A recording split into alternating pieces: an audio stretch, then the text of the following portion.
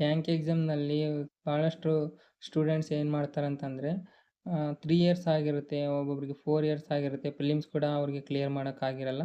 ಆವಾಗ ನಮಗೆ ಎಷ್ಟು ಒಂದು ರೀತಿ ಡಿಪ್ರೆಷನ್‌ನಲ್ಲಿ ಹೋಗ್ತೀವಿ, ಎಷ್ಟು ಟೆನ್ಷನ್ ಆಗುತ್ತೆ. ಮತ್ತು ಭಾಳಷ್ಟು ನಾವು ಈಗ ಬಿಟ್ಬಿಡ್ಬೇಕಾಗಿತ್ತಾ? ಇಲ್ಲ ನಾವು ರಾಂಗ್ ಪಾತ್‌ನ ಹುಡ್ಕೊಂಡ್ ಬಂದಿದ್ವಾ? ಸುಮ್ಮನೆ ಬಂದ್ವಾ ಬ್ಯಾಂಕ್ ಎಕ್ಸಾಮ್‌ಗೆ ಅನ್ನೋದು ನಾವು ಭಾಳಷ್ಟು ಯೋಚನೆ ಮಾಡ್ತೀವಿ.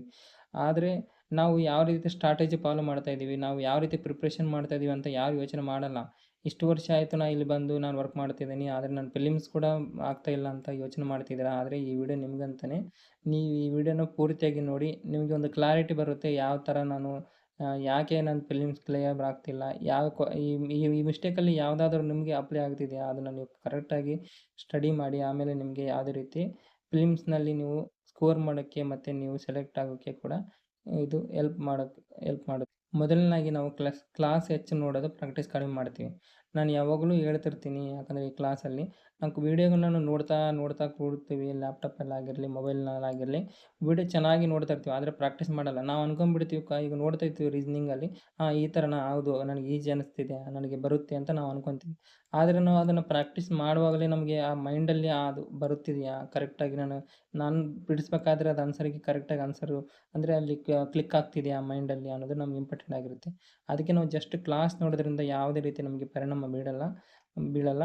ಅದಕ್ಕೆ ನಾವು ಕ್ಲಾಸ್ ನೋಡ್ತಿದ್ದೀವಿ ಅಂತಂದರೆ ಅದರ ಜೊತೆಗೆ ಪ್ರಾಕ್ಟೀಸ್ ಮಾಡ್ಕೊಂಡೇ ಕ್ಲಾಸ್ ನೋಡಬೇಕು. ಅಂದರೆ ಅವ್ರು ಟೈಮ್ ಕೊಟ್ಟಿರ್ತಾರೆ, ಆ ಟೈಮಲ್ಲಿ ನಾವು ಕ್ವೆಷನ್ಸ್‌ನ ಬಿಡಿಸ್ಬೇಕು. ಆಮೇಲೆ ನಾವು ಕೂಡ ಏನು ಮಾಡಬೇಕಂದ್ರೆ ಒಂದು ಟೆಸ್ಟ್‌ನ ತೊಗೊಂಡು ಅದನ್ನು ನಾವು ವರ್ಕ್ ಮಾಡಿ ಅನಲೈಸಸ್‌ನ ಮಾಡಬೇಕು.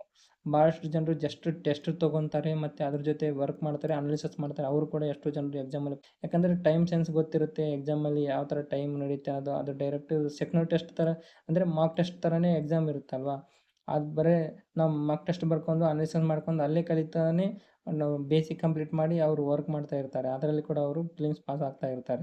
ಈಗ ನೋಡಿ ಒಂದು ರೀತಿ ಎಕ್ಸಾಂಪಲ್ ಏನಂತಂದರೆ ಪರ್ಸೆಂಟೇಜ್ ಕ್ಲಾಸ್ 2 ಅವರ್ಸ್ ನೋಡಿದ್ರಿ ಅನ್ಕೋರಿ.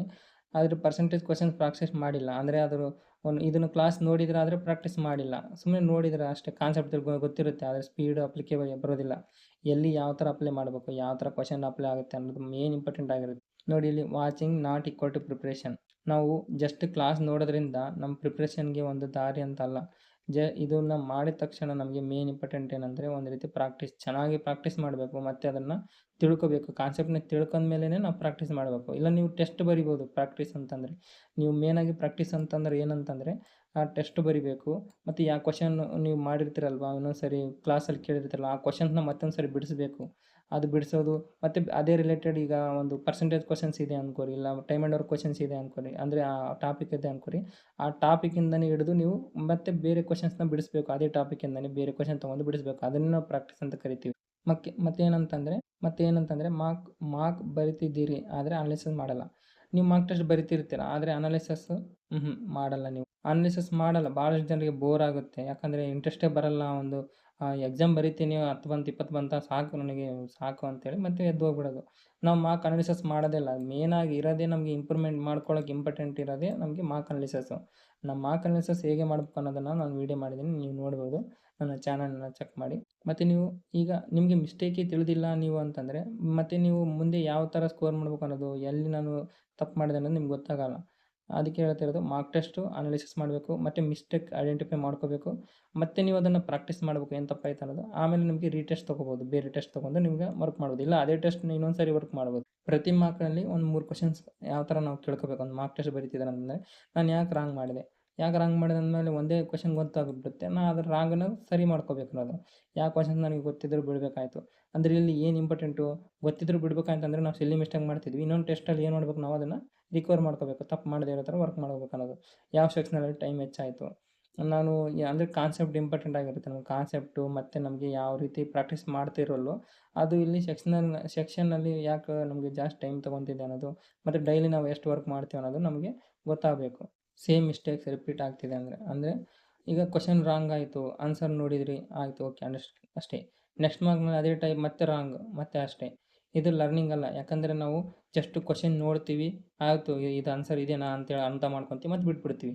ಆ ಥರ ಮಾಡೋದ್ರಿಂದ ನಮಗೆ ತಿಳಿಯಲ್ಲ ಯಾವ ಥರ ಅಂತಂದರೆ. ಅದನ್ನು ನಾವು ಕರೆಕ್ಟಾಗಿ ಮಿಸ್ಟೇಕ್ ನೋಡಬೇಕು. ಒಂದು ರೀತಿ ನೀವು ನೋಟ್ಬುಕ್ಕಲ್ಲಿ ಬರೆಯೋದಾಗಿರಲಿ, ಅದನ್ನು ಚೆನ್ನಾಗಿ ಬರೆದು ಅದನ್ನು ಆ ಕ್ವಷನ್ ಹೆಂಗೆ ಬಂತು, ಯಾವ ಥರ ಬಂತು, ಅದ್ರದ್ದು ಅಪ್ರೋಚ್ ಏನಂತ ನಾವು ತಿಳ್ಕೊಬೇಕು. ಮೆಥಡ್ ಏನಾದರೂ ಇನ್ನೊಂದು ಬೇರೆ ಇದೆಯಾ ಅಂತ ಮತ್ತೆ ನೀವು ಅಟೆಂಪ್ಟಲ್ಲಿ ಕೊಟ್ಟಿರ್ತಾರೆ. ನೀವು ಅಟೆಂಪ್ಟ್ ಮಾಡಿ ಕೂಡ ಅದನ್ನು ವರ್ಕ್ ಮಾಡ್ಬೋದು.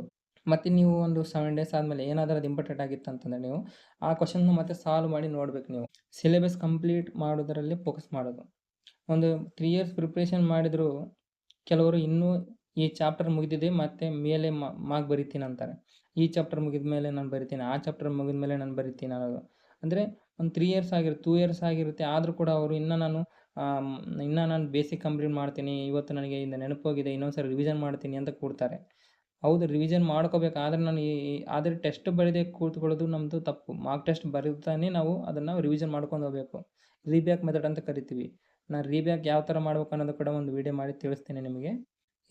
ಅಂದರೆ ಬ್ಯಾಂಕ್ ಎಕ್ಸಾಮ್ನಲ್ಲಿ 100% ಸಿಲೆಬಸ್ ಮಾಸ್ಟ್ರಿಗಿಂತ ಕ್ವಶನ್ ಸೆಲೆಕ್ಷನ್ ಮತ್ತು ಸ್ಪೀಡ್ ಅಕ್ಯುರಸಿ ಭಾಳ ಮುಖ್ಯ. ಅಂದರೆ ನಿಮಗೆ 100% ಸಿಲೆಬಸ್ ತಿಳ್ಕೊಳ್ಳೋದು ಇಂಪಾರ್ಟೆಂಟ್ ಇಲ್ಲ. ನಾವು 100% ಅಂದರೆ 100ಕ್ಕೆ 100 ತೊಗೊಳ್ತೀವ? ಇಲ್ಲ. ಕಟ್ ಆಫ್ ಕೂಡ ನಮ್ಗೆ 100ಕ್ಕೆ 100 ಇರುತ್ತೆ? ಇಲ್ಲ. ಅದರಲ್ಲಿ ನಾವು ಯಾವ ಕ್ವಷನ್ನ ತೊಗೊಳ್ತೀವಿ, ಯಾವ ಕ್ವಷನ್ಸ್ ಈಸಿ ಇರುತ್ತೆ ಮತ್ತು ಯಾವುದನ್ನು ನಾವು ಸೆಲೆಕ್ಟ್ ಮಾಡ್ಕೋಬೇಕು, ಯಾವುದನ್ನು ಬರಿಬೇಕು ಅನ್ನೋದು ಭಾಳಷ್ಟು ಮುಖ್ಯ. ಮತ್ತು ನಾವು ಕಲ್ತಿರ್ತಕ್ಕಂಥದ್ರಲ್ಲಿ ನಾವು ಚೆನ್ನಾಗಿ ಸ್ಪೀಡು ಅಕ್ಯುರಸಿನ ಮಾಡ್ಕೊಂಡು ಹೋಗ್ಬೇಕು. ಆವಾಗಲೇ ನಮಗೆ ಇಂಪ್ರೂವ್ಮೆಂಟ್ ಕಾಣೋದು. ನೋಡಿ, ಲರ್ನು, ಪ್ರಾಕ್ಟೀಸ್, ಟೆಸ್ಟ್, ಇಂಪ್ರೂವ್. ನಾವು ಟೆಸ್ಟ್ ಬರೋದ್ರಿಂದನೇ ಇಂಪ್ರೂವ್ಮೆಂಟ್ ಕಾಣ್ತೀವಿ. ಆದರೆ ಟೆಸ್ಟ್ನ ಅನಾಲಿಸಿಸ್ ಚೆನ್ನಾಗಿ ಮಾಡ್ಕೋಬೇಕು. ಮತ್ತು ನಾವು ಪರ್ಫೆಕ್ಟ್ ಆಗಬೇಕು, ಎಲ್ಲ ನನಗೆ ಸಬ್ಜೆಕ್ಟ್ ಗೊತ್ತಾಗಬೇಕು, ಎಲ್ಲ ಸಿಲೆಬಸ್ ತಿಳಿದಿರಬೇಕು, ಎಲ್ಲ ಕಾನ್ಸೆಪ್ಟ್ ಗೊತ್ತಿರಬೇಕು ಅನ್ನೋದು ನಮಗೆ ಅಷ್ಟು ತಿಳ್ಕೊಳ್ಳೋಕ್ಕೆ ಅಷ್ಟು ಪ್ರಾಕ್ಟೀಸ್ ಮಾಡೋಕ್ಕಾಗಲ್ಲ. ನಾವು ಅಲ್ಲಿವರೆಗೂ ಕಾಯೋಕ್ಕಾಗಲ್ಲ. ನಾವು ಮಾರ್ಕ್ ಟೆಸ್ಟ್ ಬರಿತಾನೆ ನೀವು ಪ್ರಿಪೇರ್ ಮಾಡ್ಕೊತಾನೆ ಹೋಗ್ಬೇಕಾಗುತ್ತೆ. ಇನ್ನೊಂದು ಸ್ಕೋರ್ ನೋಡಿ ಪ್ರಿಪ್ರೇಷನ್ ಚೇಂಜ್ ಮಾಡೋದು. ಒಂದು ಮಾರ್ಕ್ನಲ್ಲಿ 42 ಬಂದಿರುತ್ತೆ, ಇನ್ನೊಂದಲ್ಲಿ 29 ಬಂದಿರುತ್ತೆ.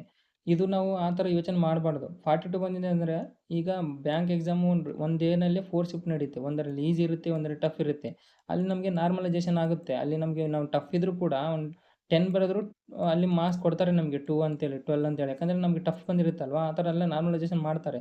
ನಾವು ಈಗ ಒಂದು ಮಾರ್ಕ್ ಟೆಸ್ಟ್ನಲ್ಲಿ ಅವನಿಗೆ 42 ಬಂತು, ಇನ್ನೊಂದರಲ್ಲಿ 29 ಬಂತು ಅಂತೇಳಿ ನಾವು ಅದನ್ನು ನನ್ನ ಪ್ರಿಪ್ರೇಷನ್ ಬಿಟ್ಟು ಮತ್ತೆ ಏನು ಮಾಡ್ತೀವಿ ನಾವು ಮಾರ್ಕ್ ಟೆಸ್ಟು ಅಲ್ಲಿ ನಾವು ಯೋಚನೆ ಮಾಡಲ್ಲ. ಮಾರ್ಕ್ ಡಿಫಿಕಲ್ಟ್ ಇರುತ್ತೆ, ಅದರಲ್ಲಿ ನಮಗೆ ಈಸಿ ಮಾಡ್ರೇಟು ಅನ್ನೋದು ಇರುತ್ತೆ ಅಂತ ನಾವು ತಿಳಿಯಲ್ಲ. ಅದನ್ನು ಬಿಟ್ಟು ನಾವು ಏನು ಮಾಡ್ತೀವಿ ಅಂದರೆ ನಾವು ಮತ್ತೆ ಚೇಂಜ್ ಮಾಡ್ಕೊತೀವಿ. ನಮ್ಗೆ ಗೊತ್ತಾಗಲ್ಲ. ನಾವು ಅಕ್ಯುರಸಿ ಇಂಪಾರ್ಟೆಂಟ್ ಆಗಿರುತ್ತೆ, ಅದ್ರ ಬಗ್ಗೆ ಯೋಚನೆ ಮಾಡಲ್ಲ. ಟೈಮ್ ಪರ್ ಕ್ವಷನ್ ಅದನ್ನು ನಾವು ಯೋಚನೆ ಮಾಡಲ್ಲ. ಅಟೆಂಪ್ಟ್ಸ್ ಮಾಡೋದು ಹೆಚ್ಚಾಗಿ ಅಂತ ಯೋಚನೆ ಮಾಡಬೇಕು. ಮತ್ತು ಸಿಲ್ಲಿ ಮಿಸ್ಟೇಕ್ನ ಕಡಿಮೆ ಮಾಡ್ಕೋಬೇಕು ಅನ್ನೋದು. ಈ 4 ಇಂಪಾರ್ಟೆಂಟ್ ಆಗಿರುತ್ತೆ. ಅಕ್ಯುರಸಿನ ಹೆಚ್ಚಿಗೆ ಮಾಡೋದು, ಟೈಮ್ ಪರ್ ಕ್ವಷನ್ನ ನಾವು ಅಂದರೆ ಟೈಮ್ ಜಾಸ್ತಿ ಮಾಡೋದು, ಟೈಮ್ ಕ್ವಷನ್ ಮೇಲೆ ಅದನ್ನು ಕಡಿಮೆ ಮಾಡಬೇಕು. ಅಟೆಂಪ್ಟ್ನ ಮಾಡಬೇಕು ಅಂದರೆ ಅಕ್ಯುರಸಿಯಾಗಿ ಅಟೆಂಪ್ಟ್ ಮಾಡೋದು. ಸಿಲ್ಲಿ ಮಿಸ್ಟೇಕ್ಸ್ನ ನಾವು ಕಡಿಮೆ ಮಾಡಬೇಕು. ಇಂಪ್ರೂವ್ ಆಗುತ್ತಿದ್ದಂತೆ ನಾವು ಪ್ರಿಪ್ರೇಷನ್ ಇಂಪ್ರೂವ್ ಆಗುತ್ತೆ. ಅಂದರೆ ಇವೆಲ್ಲ ನಾವು ಯಾವ ಥರ ಮಾರ್ಕ್ ಟೆಸ್ಟ್ನಲ್ಲಿ ನೋಡ್ಕೊಂಡು ಹೋಗ್ತೀವೋ, ವರ್ಕ್ ಮಾಡ್ತೀವೋ, ಆವಾಗ ನಮಗೆ ಪ್ರಿಪ್ರೇಷನ್ನಲ್ಲಿ ಇಂಪ್ರೂವ್ಮೆಂಟ್ ಕಾಣೋಕ್ಕೆ, ಸ್ಕೋರ್ ಕಾಣೋಕ್ಕೆ ಸ್ಟಾರ್ಟ್ ಆಗುತ್ತೆ. ನೋಡಿ, ಪ್ರಿಪ್ರೇಷನ್ ಚೆಕ್ ಹೆಂಗೆ ಮಾಡೋದು ಅಂದರೆ ಕ್ಲಾಸ್ ಮಾಡಬೇಕು, ವಿತ್ ಪ್ರಾಕ್ಟೀಸ್ ಚೆನ್ನಾಗಿ ಮಾಡಬೇಕು. ಮಾರ್ಕ್ ಅನಾಲಿಸಿಸ್ ಮಾಡಬೇಕು, ಅಂದರೆ ಮಾರ್ಕ್ ಟೆಸ್ಟ್ ಬರೀಬೇಕು ಮತ್ತು ಮಾರ್ಕ್ ಅನಾಲಿಸಿಸ್ ಚೆನ್ನಾಗಿ ಮಾಡಬೇಕು. ಮತ್ತು ಸೇಮ್ ಮಿಸ್ಟೇಕ್ನ ರಿಪೀಟ್ ಮಾಡಬಾರ್ದು. ಮತ್ತು ನಾನು ಸಿಲೆಬಸ್ನ ಕಂಪ್ಲೀಟ್ ಮಾಡ್ತೀನಿ, ಅಲ್ಲಿವರೆಗೂ ನಾನು ಎಕ್ಸಾಮ್ ಬರೆಯಲ್ಲ, ಇದು ಕೂಡ ಈ ಥರ ಮಾಡಬಾರ್ದು. ಮತ್ತು ಸ್ಕೋರ್ ನೋಡಿ ನಾನು ಟೆನ್ಷನ್ ತೊಗೊಂಡು ಮತ್ತು ಬೇರೆ ಟೀಚರ್ ನೋಡಿದೆ, ಬೇರೆ ಕ್ಲಾಸ್ ನೋಡಿದೆ ಅಂತೇಳಿ ಮತ್ತೆ ಇದನ್ನೆಲ್ಲ ಮಾಡಬಾರ್ದು. ಯಾಕಂದರೆ ಅದು ಆ ಮಾರ್ಕ್ ಟೆಸ್ಟು ಒಂದು ರೀತಿ ಡಿಫಿಕಲ್ಟು, ಮಾಡ್ರೇಟು, ಈಸಿ ಅಂತ ಕೊಟ್ಟಿರ್ತಾರೆ. ನಾವು ಡೈಲಿ ಪ್ರಾಕ್ಟೀಸ್ ಮಾಡ್ತಾ ನಮ್ಗೆ ಏನಾಗುತ್ತೆ, ಅಲ್ಲಿ ನಮಗೆ ಸ್ಕೋರ್ ಕಾಣೋಕ್ಕೆ ಸ್ಟಾರ್ಟ್ ಆಗುತ್ತೆ. ನಾನು 3 ಇಯರ್ಸ್ ಪ್ರಿಪ್ರೇಷನ್ ಆಯಿತು, ಆದರೆ ನಾನು ವೀಕ್ ಆಸ್ಪಿರೆಂಟು ಆ ಥರ ಯೋಚನೆ ಮಾಡಬೇಡಿ. ಬಹುಶಃ ನಾವು ಅರ್ಥ ಮಾಡ್ಕೋಬೇಕು, ನಮ್ಮ ಪ್ರಿಪ್ರೇಷನಲ್ಲಿ ಏನೋ ಒಂದು ತಪ್ಪಿದೆ, ನಾವು ಮಾಡಬೇಕಾಗಿರೋ ಪ್ರಿಪ್ರೇಷನ್ನು ಚೇಂಜ್ ಮಾಡೋಕ್ಕಾಗುತ್ತೆ ಅನ್ನೋದು ಇಂಪಾರ್ಟೆಂಟ್ ಆಗಿರುತ್ತೆ. ಮತ್ತು ನಾವು ಈಗ ಪ್ರಿಪ್ರೇಷನ್ ಅಂದರೆ 0ಇಂದ ಸ್ಟಾರ್ಟ್ ಮಾಡಬೇಕು, ಮತ್ತು ನಾನು 0ಇಂದ ಕಲಿಬೇಕು, ಸಿಲೆಬಸ್ ಎಲ್ಲ ನೋಡ್ಕೊಂಬರ್ಬೇಕು ಅನ್ನೋದು ನಮ್ಮ ತಪ್ಪು. ಯಾಕಂದರೆ ಮಿಸ್ಟೇಕ್ ಐಡೆಂಟಿಫೈ ಮಾಡ್ಕೋಬೇಕು, ಎಲ್ಲಿ ತಪ್ಪಾಗ್ತಿದೆ ಅಂತ ನೋಡಬೇಕು. ಅದನ್ನು ನಾವು ಕಲ್ತ್ಕೊಂಡು ಆ ಕಾನ್ಸೆಪ್ಟನ್ನ ತಿಳ್ಕೊಂಡು ನಾವು ಪ್ರಿಪ್ರೇಷನ್ ಮಾಡ್ಕೊಂಡು ಇಂಪ್ರೂವ್ ಮಾಡ್ಕೊಂಡು ಹೋಗಬೇಕಾಗುತ್ತೆ. ಧನ್ಯವಾದಗಳು ಫ್ರೆಂಡ್ಸ್, ನನ್ನ ವೀಡಿಯೋನ ಇಲ್ಲಿವರೆಗೂ ನೋಡಿದ್ದಕ್ಕಾಗಿ. ನನ್ನ ಚಾನಲನ್ನು ನೀವು ಸಬ್ಸ್ಕ್ರೈಬ್ ಮಾಡ್ಕೊಳ್ಳಿ. ಇದೇ ರೀತಿಯ ವೀಡಿಯೋಗಳನ್ನು ನಾನು ಹಾಕ್ತೇನೆ ಈ ಚಾನಲ್ನಲ್ಲಿ. ಬ್ಯಾಂಕ್ಗೆ ಎಕ್ಸಾಮ್ಗೆ ರಿಲೇಟೆಡ್ ಕನ್ನಡದಲ್ಲಿ ತಿಳಿಸೋಕ್ಕೆ ನಾನು ಟ್ರೈ ಮಾಡ್ತಾಯಿದ್ದೀನಿ. ಧನ್ಯವಾದಗಳು.